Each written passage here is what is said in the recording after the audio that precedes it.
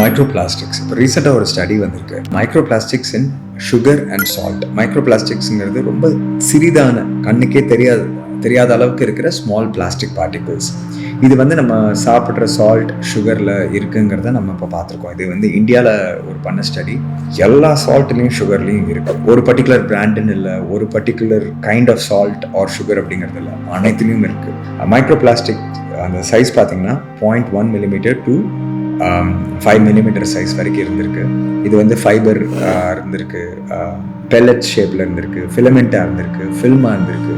So இந்த மாதிரி நம்ம பல முறை கண்ணுக்கே தெரியாத அளவுக்கு சிறிதான plastic particles, micro plastics salt and சுகரில் இருக்குது. சரி, இதை பற்றி நம்ம ஏன் கவலைப்படணும் அப்படின்னு பார்த்தீங்கன்னா, இது என்வாயன்மெண்ட்டுக்கு மட்டும் கெடுதல் இல்லை, இது நம்ம உடலுக்கும் ரொம்பவே கெடுதலான ஒரு விஷயம்.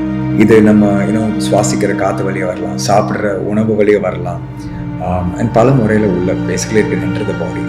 ஸோ இது வந்துட்டு நம்ம சரிப்பா ஏதோ சின்னது இருக்குது அப்படின்னு சொல்லிட்டு நம்மளால் இக்னோர் பண்ண முடியாது. இது நம்ம ஹியூமன் பீயிங்ஸையும் அஃபெக்ட் பண்ணுற ஒரு விஷயம், என்வாயன்மெண்ட் அஃபெக்ட் பண்ணுற ஒரு விஷயம்.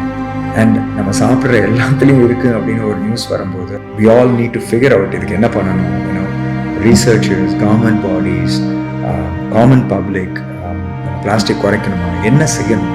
சரிங்களா, இது வந்துட்டு அப்படியே ஓஷனில் ஏதோ பிளாஸ்டிக் இருக்குங்கிறது இல்லை, it's affecting us all. So I think this is an urgent call for us to all wake up.